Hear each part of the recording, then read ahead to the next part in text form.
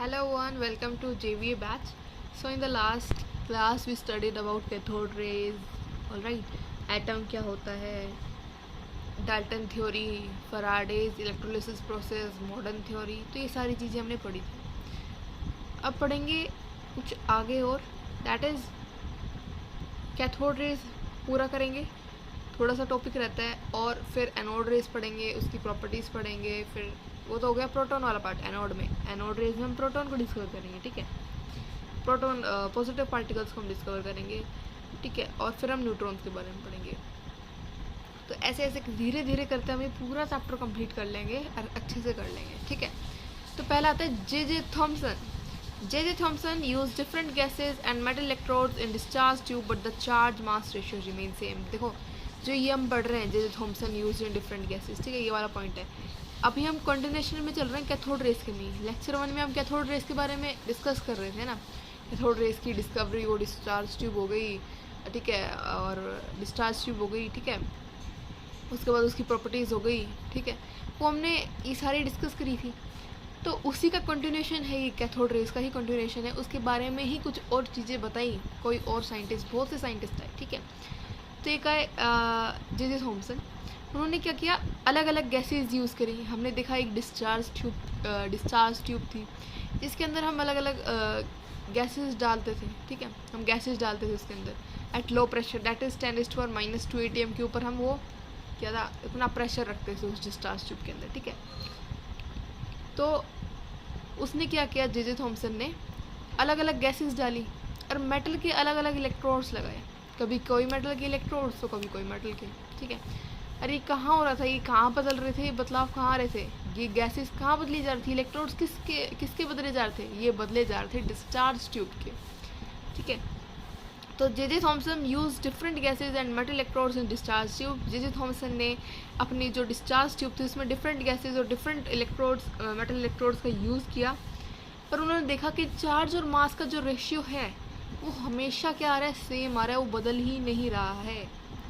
समझ रहे हो, मतलब कि जे थॉम्सन ने अलग अलग गैसेस ली, अलग अलग मेटल इलेक्ट्रोड्स लिए, और उनकी हेल्प से उन्होंने चार्ज और मास का रेशियो निकाला। और जब वो अलग अलग गैसेस भर रहे थे और अलग अलग मेटल लगा रहे थे तो वो रेशियो हमेशा सेम आ रहा था, वो जो रेशियो हमेशा सेम आ रहा था, ठीक है। वो क्या आ रहा था, उन्होंने करा charge upon mass of particle of Cr, ठीक है, चार्ज अपॉन मास। अब मास किसका, ठीक है, that is particle of Cr, that is मतलब कि इलेक्ट्रॉन का जो चार्ज और मास का रेशियो है, ठीक है। तो इसको लिखते हैं हम चार्ज को E से और मास को हम लिखते हैं M से, बोलो ठीक है। इसकी जो वैल्यू आती है वो जे थॉम्सन ने निकाली 1.76 इंटू 10⁸ कूलम पर ग्राम।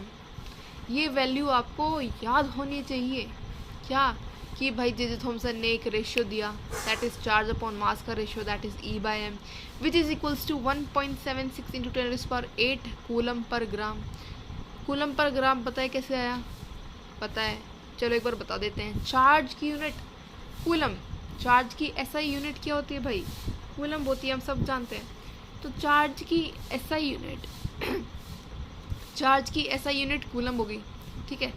ये नीचे डिवाइड का साइन लग रहा है तो यहाँ पे डिवाइड लगा दो, ठीक है। और फिर मास किस में नापेंगे, वो किलो में भी हो सकता है, ग्राम में भी हो सकता है, पर जब जे थॉम्सन ने किया तो उन्होंने ग्राम की एक यूनिट लिखी, तो ये ग्राम है, क्या है, ग्राम। तो कूलम पर ग्राम ऐसे की यूनिट आ गई। चार्ज का कूलम आया, डिवाइड का डिवाइड आया साइन, ये डिवाइड साइन है, ठीक है। और ये मास का ग्राम आ गया, ठीक है। ये हो गया जे थॉम्सन ने कुछ बताया, क्या बताया कि जो रेशियो है चार्ज और मास का, दैट इज E/m, वो हमेशा कांस्टेंट रहता है। अरे बोलो समझ आया, बिल्कुल ठीक। अब आता है एक experiment, Millikan oil drop experiment जिसे हम बोलते हैं।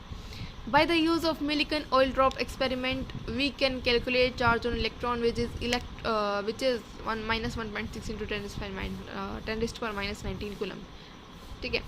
तो ये क्या है, ये समझो कि मिलिकन एक साइंटिस्ट, ठीक है, एक इंसान, उन्होंने क्या किया, मिलिकन ऑयल ड्रॉप एक्सपेरिमेंट किया। उन्होंने क्या किया, मिलिकन ऑयल ड्रॉप एक्सपेरिमेंट किया, एक ऑयल ड्रॉप एक्सपेरिमेंट किया मिलिकन ने, ठीक है।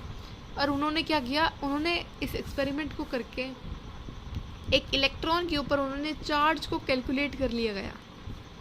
उन्होंने क्या किया, एक एक्सपेरिमेंट किया जिसका नाम ऑयल ड्रॉप एक्सपेरिमेंट है, जिसकी वजह से उन्होंने एक इलेक्ट्रॉन के ऊपर क्या चार्ज होता है वो निकाल लिया। और वो उसकी वैल्यू क्या आई, -1.6 इंटू 10⁻⁻19 कूलम। अब जो ये आपने क्लास 9th में भी पढ़ा होगा कि इलेक्ट्रॉन का जो चार्ज, क्लास 10th में आपने पढ़ा होगा कि इलेक्ट्रॉन का जो चार्ज है दैट इज़ -1.6 इंटू 10⁻⁻19 कूलम, और जो प्रोटॉन का जो चार्ज होता है दैट इज़ +1.6 इंटू 10⁻⁻19 कूलम। तो ये प्लस माइनस जो होता है, जैसे यहाँ पे आगे माइनस लिख रहा है, ये सिर्फ पोलैरिटी के लिए होता है कि एक नेगेटिव है एक पॉजिटिव है, ठीक है, नेगेटिव चार्ज और पॉजिटिव है। वरना बस ये पोलैरिटी के लिए रहते हैं। जब हम न्यूमेरिकल्स करते हैं, आप 12th में इलेक्ट्रोस्टैटिक भी पढ़ोगे तो उसमें आता है KQ1 Q2/R², ये आगे जाके पढ़ना है, ठीक है, अभी इसकी टेंशन मत लो। तो जब हम ये इलेक्ट्रॉन का जब चार्ज लेते हैं ना न्यूमेरिकल्स में, तब हम ये माइनस नहीं लेते भाई, ये माइनस हम नहीं लेते, हम सीधी ये वैल्यू डालते हैं, दैट इज़ 1.6 इंटू 10⁻⁻19 कूलम। अरे बोलो, बिल्कुल ठीक, बिल्कुल ठीक, ठीक है। तो इन्होंने मिलिकन ने एक्सपेरिमेंट किया जिसका नाम ऑयल ड्रॉप एक्सपेरिमेंट है। उन्होंने इलेक्ट्रॉन का चार्ज निकाले दैट इज़ -1.6 इंटू 10⁻⁻19 कूलम। अब देखो, जे थॉम्सन और मिलिकन की मदद से हम तीसरी चीज़ निकाल पाए, that is mass of electron. हम क्या निकाल पाए, मास ऑफ इलेक्ट्रॉन। अब ये देखो कैसे, देखो समझना, इसको यहाँ पे समझने की जगह मैं खुद लिख के समझाऊँ तो तुम्हें ज़्यादा से समझ आएगा, क्योंकि ये है न्यूमेरिकल्स। तुम कहोगे ये क्या क्या लिख रखा है, ये क्या क्या कर दिया, तो ऐसे तुम घूम जाओगे। तो इसको करके बताते हैं ना, चलो। और थ्योरेटिकल पार्ट हम यहाँ पे इसलिए करा देते हैं नोट से, क्योंकि यहाँ पे बेस्ट नोट्स बनाए गए हैं, बहुत अच्छे नोट्स हैं। अगर ये अच्छे से कर लेते हो और जो असाइनमेंट्स दी जाती हैं उन्हें कर लोगे आप, तो पेपर मस्त है, ठीक है। समझने की कोशिश करना, क्या करना, समझने की कोशिश। भाई जे थॉम्सन ने दिया E/m का रेशियो, ये जे थॉम्सन ने दिया, ठीक है। E/m, E मतलब चार्ज और m मतलब मास, बिल्कुल ठीक। इसको हम ऐसे लिख सकते हैं, बोलो कि E/m है, E का मतलब चार्ज और m का मतलब mass, charge of electron upon mass of electron, बिल्कुल ठीक है। अब जे थॉम्सन ने क्या किया ये समझो भाई, कि जे थॉम्सन ने ये रेशियो दे दिया हमें E/m का। E/m का रेशियो भाई हमें पता था ना कि जे थॉम्सन ने क्या किया था, E/m का रेशियो दिया था जब डिफरेंट गैसेस डाली थी, डिफरेंट मेटल इलेक्ट्रोड्स यूज़ किए थे, तो उन्होंने E/m का एक क्या दिया था, रेशियो दिया था। उसी की वैल्यू यहाँ पे अब लिखनी है, और वो वैल्यू क्या होती है जल्दी बताओ। Yes, that is 1.76 into 10⁸ coulomb per gram, ठीक ठीक। अब देखना, ये हमने लिखा है, ठीक है, ये तुम्हें वैल्यू याद होगी तभी तो E/m रेशियो लिख पाओगे। तो ये E/m बहुत सी जगह यूज़ आता है, तो इसको याद रखो। इसको क्या करो भाई, याद करके रखो। अरे देखो, Millikan oil drop experiment, Millikan ने एक एक्सपेरिमेंट किया, that is known as oil drop experiment, जिसकी वजह से उन्होंने इलेक्ट्रॉन के ऊपर चार्ज निकाला। इलेक्ट्रॉन के ऊपर क्या निकाला भाई, इलेक्ट्रॉन की रिप्रेजेंटेशन है E और माइनस साइन लगा तो ये इलेक्ट्रॉन की रिप्रेजेंटेशन है। तो चार्ज निकाला किसका, इलेक्ट्रॉन का। वो क्या था, 1.6 इंटू 10⁻⁻19 कूलम, वेरी नाइस। और मास तो हमें पता ही नहीं है, तो मास तो हमें निकालना ही है, तो दैट इज मास, समझ रहे हो। अब देखो, हमने कहा था कि वो नेगेटिव और पॉजिटिव, यहाँ पे मैंने नेगेटिव क्यों नहीं लगाया, क्योंकि जो ये चीज़ें होती हैं ये सिर्फ पोलैरिटी के लिए होती हैं, पोलैरिटी, ठीक है। और जब हम न्यूमेरिकल सॉल्व करते हैं तो हम ये प्लस ही लेते हैं चार्ज को, चाहे वो इलेक्ट्रॉन हो या चाहे वो प्रोटॉन हो, ये बिल्कुल बात ठीक है। अब क्रॉस मल्टीप्लाई कर दो। क्रॉस मल्टीप्लाई करना तो आता है हमें कि मास ऊपर आ गया, ठीक है, और ये 1.6 इंटू 10⁻⁻19 कूलम, बिल्कुल ठीक है, डिवाइडेड बाय ये वैल्यू नीचे चली जाएगी 1.76 इंटू 10⁸ कूलम पर ग्राम। बोलो ठीक है, बोलो ठीक है। अब क्या होगा, इस यूनिट को सॉल्व करते हैं।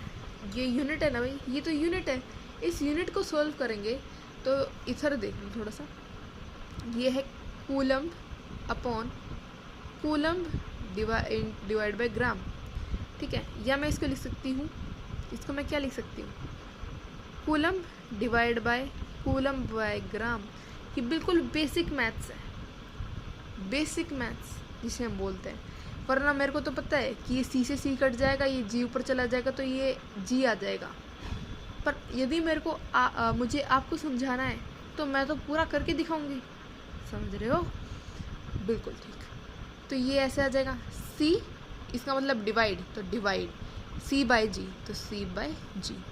अब आपको पता है, क्या पता है आपको, ये पता है कि जब हम मल्टीप्लाई का साइन चेंज करेंगे तो ये पलट जाएगा, रेसिप्रोकल हो जाएगा, तो डैट इज जी बाय सी। इस सी से ये सी कट गया, बचा क्या भाई, जी। तो ये जी आपकी, इसको सॉल्व करके आपकी क्या वैल्यू आ गई, इसको सॉल्व करके आपकी वैल्यू आ गई जी। क्या वैल्यू आ गई, जी। चलो, तो ये तो सॉल्व करना आ गया। क्या हुआ, सी से सी कट गया और जी ऊपर चला गया, तो ऐसे ही जी आ गया। इधर ही हमने सॉल्व करके आपको दिखाया, बिल्कुल ठीक है। देख लो कैसे किया, ये सी बाय जी, इसको ऐसे डिवाइड में लिखा, ये रेसिप्रोकल हुआ, जब मल्टीप्लाई लगाते हैं फिर ये जी बन गया, इक्वल्स टू जी आ गया, ठीक है, समझ रहे हो। तो ये ऐसा है, जो ये यूनिट्स है इसको तो हमने सॉल्व कर लिया कि जी में आंसर आएगा मास का, ये तो है ही, ठीक है। तो जब इसको आप सोल्व करोगे, जब आप इसको सोल्व करोगे तो आपका आंसर आएगा 9.1 इंटू 10⁻⁻28 ग्राम। इसको सोल्व करोगे तो ये इसको जब सोल्व करोगे तो ये वैल्यू आएगी। अब आप कहोगे मैम आपने इतनी जल्दी कैसे सोल्व किया, भाई इतनी जल्दी कौन सोल्व कर देता है, ये पॉइंट में नंबर है, हम कैसे सोल्व करेंगे। ये सोल्व नहीं करना होता, ये वैल्यू याद करनी होती है, ये वैल्यू याद करनी होती है। इलेक्ट्रॉन का मास, इलेक्ट्रॉन का चार्ज, E/m का रेशियो ऑफ इलेक्ट्रॉन, ठीक है। ऐसे ही प्रोटॉन्स में प्रोटॉन का चार्ज, प्रोटॉन का मास, न्यूट्रॉन का मास, न्यूट्रॉन का चार्ज, तो ऐसे बहुत सी चीज़ें होती हैं। ऐसे धीरे धीरे करके हम चल देंगे, ठीक है। तो हमने डिस्कस कर लिया, ये हमारे पास आ गया मास, ठीक है। तो हमने इलेक्ट्रॉन का मास निकालना सीख लिया कि मास क्या होता है, ये वैल्यू याद होनी चाहिए। हमने ये भी सीखा कि E/m रेशियो क्या होता है, ये भी हमें याद होना चाहिए।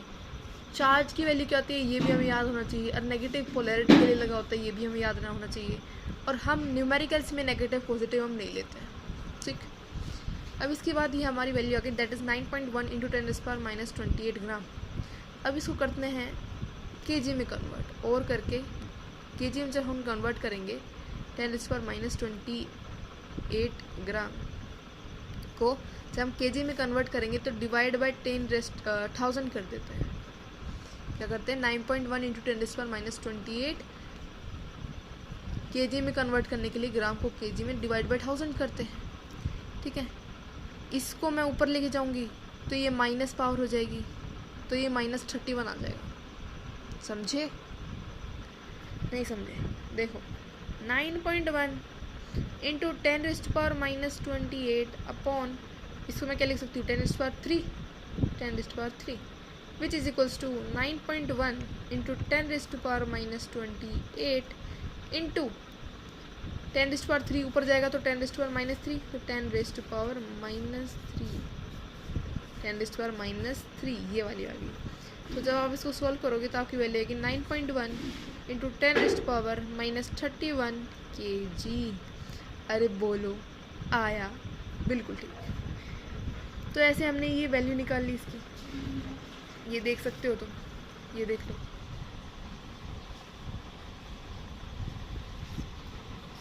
समझ गए।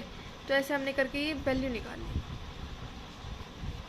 कुछ नहीं किया है, ज़्यादा कुछ नहीं किया। ये E/m रेशियो था, ये चार्ज अपॉन मास के बराबर होता है, इसकी वैल्यू निकली, इसकी वैल्यू रख दी, ये आई जो जे थॉमसन ने दी, ये मिलिकन ने दी, हमने मास निकाल लिया ऐसे ऐसे करके, ठीक है, कन्वर्जन करके अब फिर हमने इसको सॉल्व कर लिया। तो इससे हमारे पास तीनों चीज़ें आ गई, E/m भी आ गया, चार्ज भी आ गया, मास भी आ गया, इलेक्ट्रॉन का काम ख़त्म, तबाह कर दो अब इस इलेक्ट्रॉन को। ठीक है, बिल्कुल ठीक। अब बोलो भाई आया। अब देखो ये चीज़ यहाँ पे कर रखी है, मैंने क्या किया, ये मास ऑफ इलेक्ट्रॉन ये नीचे था, ये ऊपर था, मैंने पहले ही क्रॉस मल्टीप्लाई कर लिया। बोलो कोई दिक्कत है? तो इसको सॉल्व करेंगे तो यही तो है 9.1 इंटू 10⁻³ -31 kg या 9.1 इंटू 10⁻28 ग्राम। देखो पेपर में हमेशा ध्यान रखना है, यूनिट का खेल बहुत ज़्यादा होता है। हमेशा हमेशा के लिए ध्यान रखना, जो पेपर होता है कॉम्पिटिटिव लगा लो, कैसा भी लगा लो, उसमें यूनिट का बहुत बड़ा खेल खेल रहा है क्वेश्चन आसान होगा पर यूनिट का खेल खेल जाएगा तो आंसर क्या आएगा, गलत आ जाएगा। तो एक देखो ये देखना कि ग्राम में है हमारा क्वेश्चन या केजी में है, किस में निकालना है, किस में दिया है, क्या होगा क्या नहीं होगा, ये तुम्हें पता होना चाहिए, तब आएंगे क्वेश्चन में मार्क्स। समझ रहे हो? वरना सीधा तो एक क्वेश्चन गलत, सीधा मार्क्स अच्छे खासे जाते हैं एक क्वेश्चन के यदि 4 मार्क्स मिलते भी हैं, ठीक है। और देखो अगर वो क्वेश्चन हमने यहाँ जो आंसर लिखा है यदि वो ठीक हो गया, ठीक है, तो मार्क्स मिल जाएंगे, और यदि वो गलत हो गया तो भाई अच्छे खासे मार्क्स भी कटते हैं। समझ रहे हो? तो यही है। तो इन चीज़ों को ध्यान करते हुए चलो कि ग्राम है, केजी है, क्या होगा क्या नहीं होगा। ठीक है, अब इतना सब कुछ पढ़ लिया, बहुत कुछ पढ़ लिया। ओ भाई साहब, अब इलेक्ट्रॉन की डेफिनेशन तो देख लो। मैं पूछूं भाई इलेक्ट्रॉन की डेफिनेशन बताओ, क्या बताओगे? इलेक्ट्रॉन कैरीज नेगेटिव चार्ज और क्या ढूंढे, ऐसे ऐसे करते रहोगे। ठीक है, तो ये डेफिनेशन है, ये बहुत अच्छी डेफिनेशन है। देखो इसमें सारी चीज़ें इंक्लूड हो जाती है, एक इलेक्ट्रॉन की नाम, पता, अता, कहाँ रहता है, क्या नंबर है उसके, समझ रहे हो? मतलब किस टाइप से पूरा इसका क्या है, ये पहचान पत्र, समझ रहे हो? तो जैसे इलेक्ट्रॉन है, तो इलेक्ट्रॉन क्या एक फंडामेंटल पार्टिकल है। 3 फंडामेंटल पार्टिकल होते हैं किसमें? एक एटम में, that is electron, proton, neutron. तो इलेक्ट्रॉन एक फंडामेंटल पार्टिकल है, ठीक है, जो एक यूनिट नेगेटिव चार्ज, एक यूनिट मतलब 1 यूनिट नेगेटिव चार्ज कैरी करता है अपने ऊपर। ठीक है, अब तुम कहोगे मैम आपने तो बताया कि वो तो 1.6 इंटू 10⁻19 कूलम चार्ज कैरी करता है, यहाँ पे बोल रहा हूँ 1 यूनिट नेगेटिव चार्ज। देखो जैसे हम बोलते हैं कि इसमें कितने चार्ज है, जैसे हम लिखते हैं यदि ऑक्सीजन में से यदि, या मानो मैंने सोडियम लिया, सोडियम में से यदि मैंने 1 इलेक्ट्रॉन निकाल दिया, if I remove 1 electron from sodium, तो क्या होगा? Na+ बन जाएगा।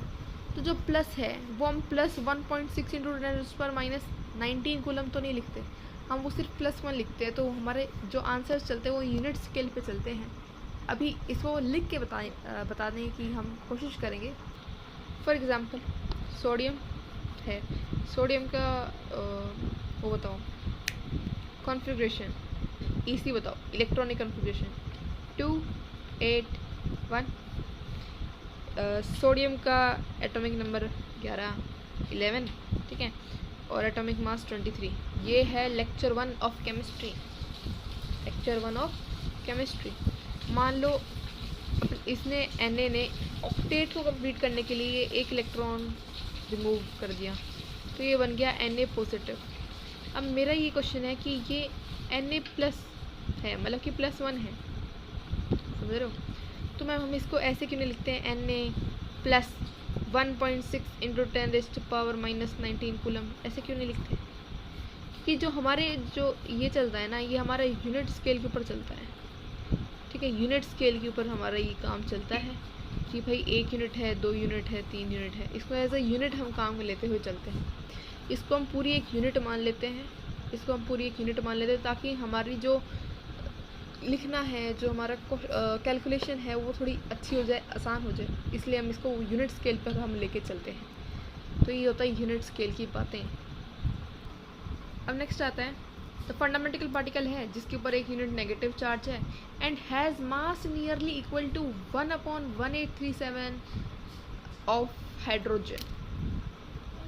एंड हैज़ अ मास, इसका मास कितना होता है, देखो मास यहाँ पे हमने बात करी थी, ठीक है। मास हमने बताया 9.1 इंटू 10⁻31, मतलब कि 9.1 के नीचे 31 जीरो लगा दो, 0 या मैं बोलूँ कि मैंने 1 ग्राम किसी को क्या दिया,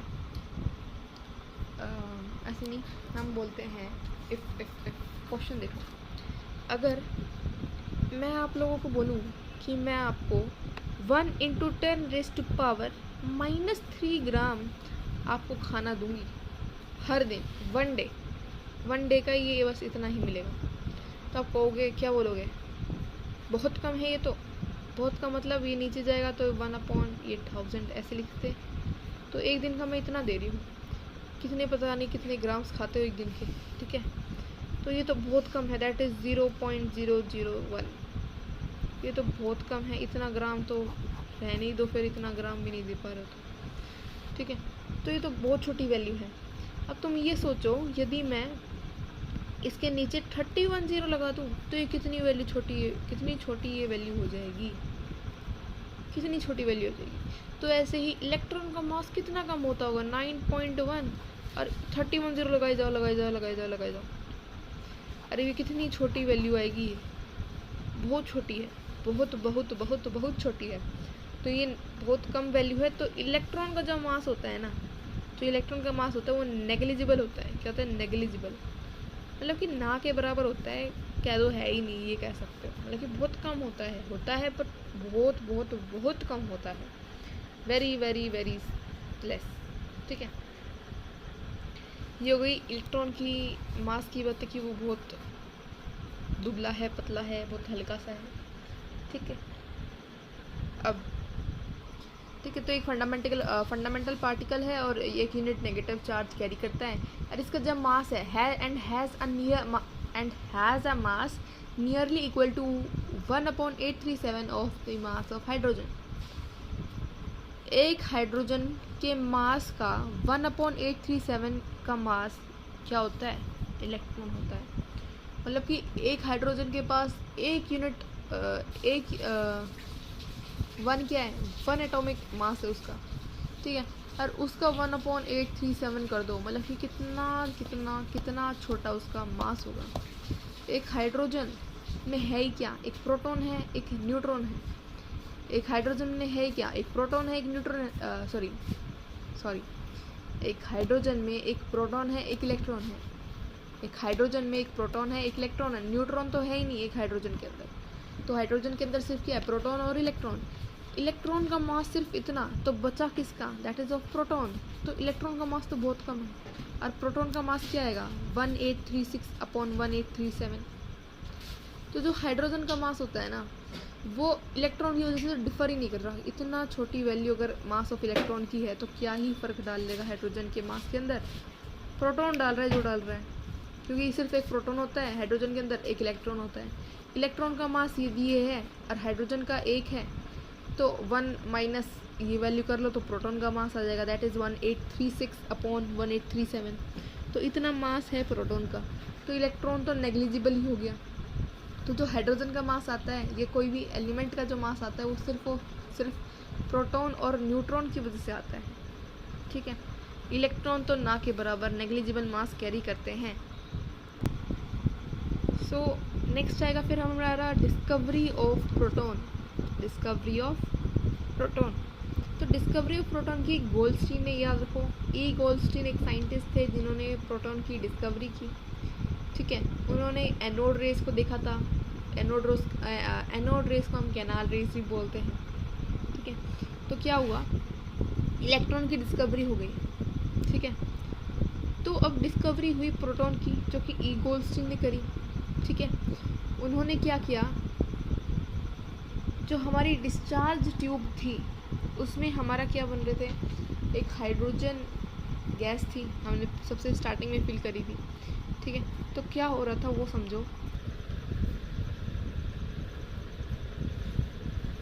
ये हमारे पास कैसे एक डिस्चार्ज ट्यूब थी, अरे एक सेकेंड,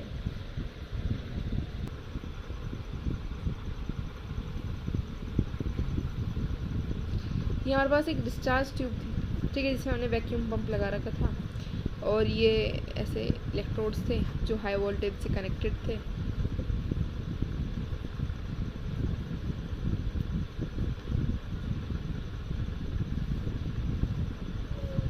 ऐसे पॉजिटिव नेगेटिव पॉजिटिव नेगेटिव, ये भाई ये एक है, ये एक है, ये एक है, ये एक है, ये पॉजिटिव है, ये नेगेटिव है, पॉजिटिव है, नेगेटिव है, पॉजिटिव है, नेगेटिव है, और ये कनेक्ट कर दिए। तो जो पॉजिटिव से कनेक्टेड है उसे हम बोलते हैं एनोड, और जो नेगेटिव से कनेक्टेड है उसे हम बोलते हैं कैथोड।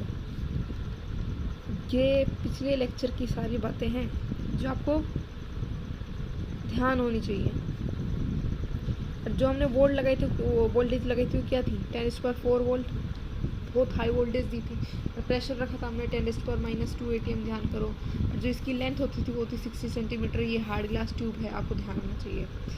अब देखो क्या हुआ, जब जे थॉमसन ने कैथोड रेज की डिस्कवरी की तो उन्होंने क्या किया, एनोड रे कैथोड रे को जब उन्होंने डिस्कवर किया उस टाइम एनोड रेज भी बन रही थी पर उनको दिखी नहीं, वो अलग बात है।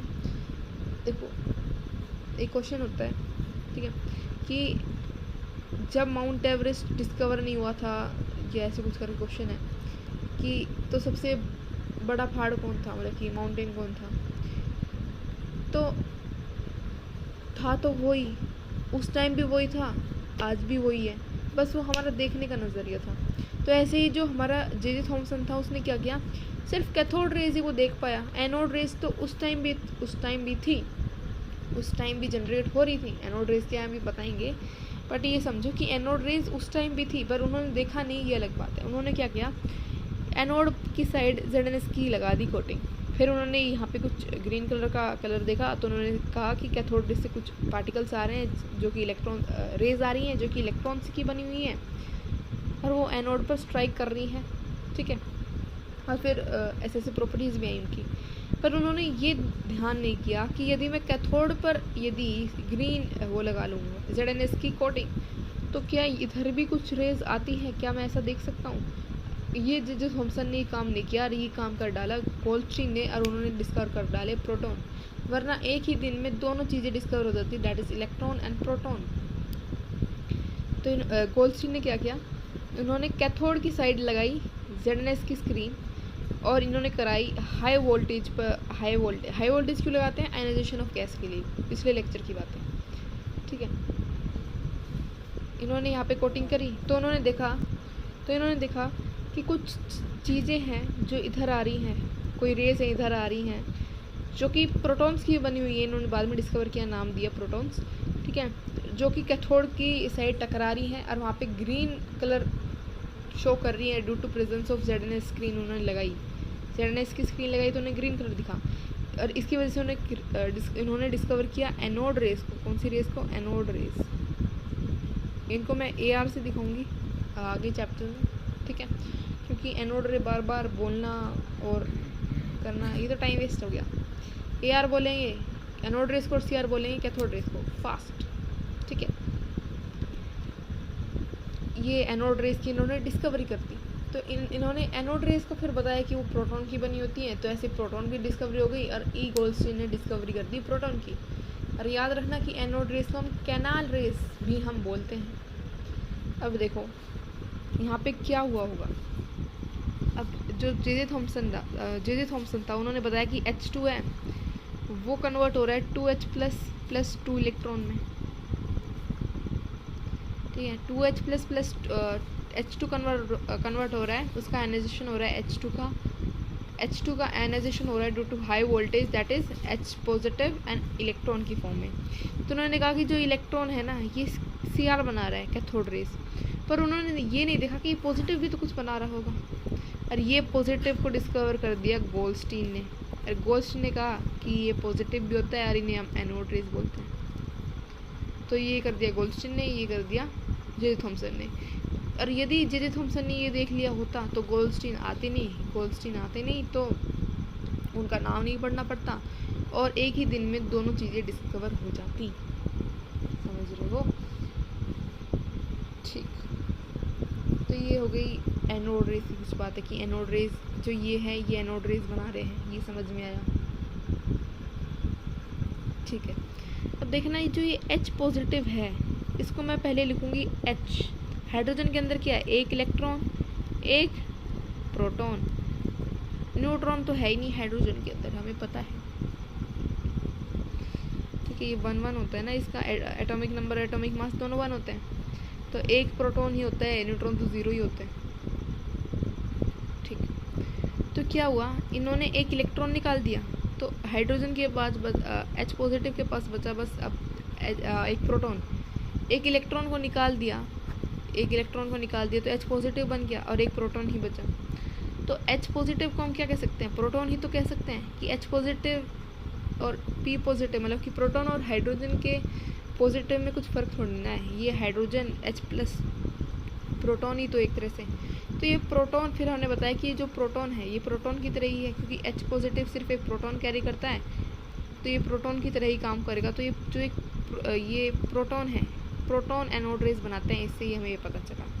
ये जो प्रोटॉन्स होते हैं वो क्या बनाते हैं, anode rays. Now next is anode rays. ठीक है, ये एनोड रेज ही हम बता रहे थे, ये तो हो गई एक्सप्लेनेशन। अब इसको पढ़ लेते हैं। On passing high voltage in between electrodes वही इलेक्ट्रोड्स, ठीक है, मेटल इलेक्ट्रोड्स की जब हमने हाई वोल्टेज करी तो it was found that some rays were coming from anode side. Anode side से भी कुछ रेज ऐसे, ये एनोड था, एनोड से कुछ ऐसे रेज आ रही थी, ये एनोड है मान लो, ऐसे रेज आ रही थी, ये इधर जा रही थी, जो पेन की टिप है इधर जा रही थी।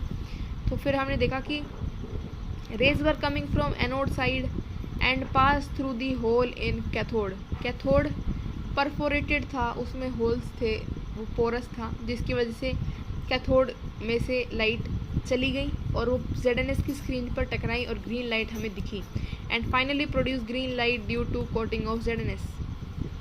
ठीक है, तो ये बात है कि हमने आयोनाइजेशन किया था H2 का, तो H पॉजिटिव बना था जो कि एक प्रोटॉन की तरह ही काम करेगा, जिससे हमें पता चला कि जो एनोड रेज है वो किसके बनी है, प्रोटॉन की बनी है। ये एक्सपेरिमेंट क्लियर हो। अब एक चीज़ तो डाउट में आ सकती है, वो होगा कि इसमें होल क्यों है कैथोड में। The reason behind this is, समझने की कोशिश करें कि यदि ऐसी कोई चीज़ बंद होगी बिल्कुल, तो उस पर कोई चीज़ मान लो यहाँ पे मैं लगा दी ZNS की कोटिंग, मान लो पीछे है, ठीक, तो यहाँ पे कोई चीज़ आई, ठीक है, ये बंद है बिल्कुल, तो ये तो यहीं इसके पीछे जा ही नहीं पाएगी, ये बंद है बिल्कुल, तो ये तो कहीं और ही चली जाएगी, कहीं भी जाए अभी ये, इसकी यहाँ पर टकराएगी नहीं, वो यहाँ पे नहीं टकराएगी तो कलर दिखेगा नहीं। तो इसलिए हमने इसमें होल्स बना दिए। क्या बना दिए, होल्स, पोरस कर दिए, इसको परफोरेटेड कर दिया। क्या कर दिया, ऐसे ऐसे होल्स, ये जो है ना ये होल्स है मान लो, ठीक है, होल्स बना दिए और पीछे ZNS की स्क्रीन थी। मान लो यहाँ पे एक कैथोड रे आई, मान लो एक कैथोड यहाँ पे आई, एक कैथोड यहाँ पे आई, ऐसे, ठीक है, तो ये तो आर पार हो जाएंगी, ये हो जाएंगी ऐसे, यहाँ से होल्स पे जो पड़ेंगी, होल्स पे जिनका जो स्ट्राइक, ऐसी जो कैथोड रे जो कि होल्स पे स्ट्राइक करेंगी वो तो आर पार हो जाएंगी, ठीक है, क्योंकि कुछ है ही नहीं उनके बीच में, कोई ऑब्स्टेकल है ही नहीं, तो सीधा ZNS की स्क्रीन से टकराएंगी और वो चमकने लगेगा ZNS। तो इसलिए हमने परफोरेटेड लिया ताकि वो जो एनोड रेज है वो पास तो कम से कम, तभी तो ग्रीन कलर हमें दिखेगा। और जब ये बिल्कुल बंद होगा तो पीछे तो रेज जा ही नहीं पाएंगी और तो कलर भी नहीं दिखेगा। बोलो समझ आया, ठीक। तो ये यहाँ पे पढ़ाया गया है कि on passing high voltage in between electrodes it was found that some rays were coming from anode side and pass through the hole in the cathode and finally produce green light due to coating of ZNS। ये हो गया, ये बिल्कुल अच्छे से समझा डाला है। अब आती है properties. Next is properties of anode rays. Anode rays जो होती हैं वो भी स्ट्रेट लाइन में ट्रेवल करती हैं, बट इनकी स्पीड कम होती है कैथोड रेज से, क्योंकि जो एनोड रेज होती हैं वो प्रोटॉन से बनी होती हैं और प्रोटॉन का मास ज़्यादा होता है तो जो पतला इंसान है वो तेज़ भाग पाता है और मोटा इंसान धीरे भागता है। तो ऐसे ही जो प्रोटॉन है वो हैवियर है तो वो धीरे चलता है, तो उसकी स्पीड कम होती है, समझ रहे हो। तो ये पहली प्रॉपर्टी है कि वो स्ट्रेट लाइन में चलते हैं पर इसकी स्पीड जो होती है वो CR से कम है, क्योंकि due to difference in mass of electron and proton, ठीक है। AR are made up of particles, metal particle से बने होते हैं। मैटर होता है मेटल पार्टिकल्स, मतलब इनके पास खुद का मास होता है, मैटर होते हैं।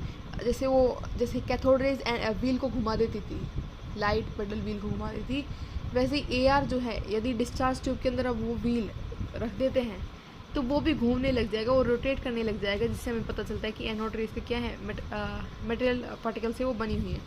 देखो यहाँ पे हम इतना जल्दी जल्दी कवर कैसे कर पा रहे हैं, क्योंकि फर्स्ट लेक्चर जिन बच्चों ने देखा है उनको तो ऐसे खटाक से समझ आ रहा है, क्योंकि इन चीज़ों को हमने बहुत अच्छे से पहले लेक्चर में समझा है और यहाँ पे भी समझ रहे हैं। बट पहला लेक्चर देख के आओगे, वो कैथोड रेज समझ आएंगी तो एनोड रेज तो कुछ भी नहीं है। कैथोड रेज का जस्ट उल्टा इज एनोड रेज, वो पॉजिटिव से बनी है, वो नेगेटिव से बनी है, ये इस साइड जाती है, वो साइड जाती है। ठीक है, ठीक है। तो इन प्रेजेंस ऑफ इलेक्ट्रिक, फिर क्या है थर्ड पॉइंट, कि हम अगर इलेक्ट्रिक फील्ड लगा दें डिस्चार्ज ट्यूब की साइड में, तो जो ये एनोड रेज वो नेगेटिव प्लेट की साइड जाएंगी, क्योंकि जो एनोड रेज होती हैं वो पॉजिटिव होती हैं और पॉजिटिव नेगेटिव अट्रैक्ट करते हैं, तो वो नेगेटिव प्लेट की साइड जाती है कौन, एनोड रेज, जब हम इलेक्ट्रिक फील्ड लगाते हैं। ठीक है, और जब हम मैग्नेटिक फील्ड लगाते हैं तो वो रेज जाती हैं साउथ पोल की तरफ। ठीक है, और जैसे सीआर होता है वैसे ही एनोड रेज जो होते हैं वो पेनिट्रेटिंग इफेक्ट दिखाते हैं, मतलब कि आर पार हो जाते हैं, फोटोग्राफिक फिल्म को अफेक्ट करते हैं और हीट कर देते हैं मेटल प्लेट को। ठीक है, तो ये हीटिंग इफेक्ट भी शो करते हैं, हीटिंग इफेक्ट शो करते हैं कौन, anode rays. Anode rays heating effect show करते हैं, आर पार हो जाते हैं, पेनिट्रेटिंग इफेक्ट अफेक्ट करते हैं फोटोग्राफिक फिल्म या फोटोग्राफिक प्लेट को। ठीक है, सो आज इतना ही कवर करेंगे। इन द नेक्स्ट लेक्चर हम आगे इसको कंटिन्यू करेंगे। ठीक है, जिससे आज जितना पढ़ा है इसको रिवाइज करना। ठीक है, और यदि पिछला लेक्चर रहता है बैकलॉग में है तो उसे कंप्लीट करना। ठीक है, और आज के लिए इतना ही, एंड थैंक यू।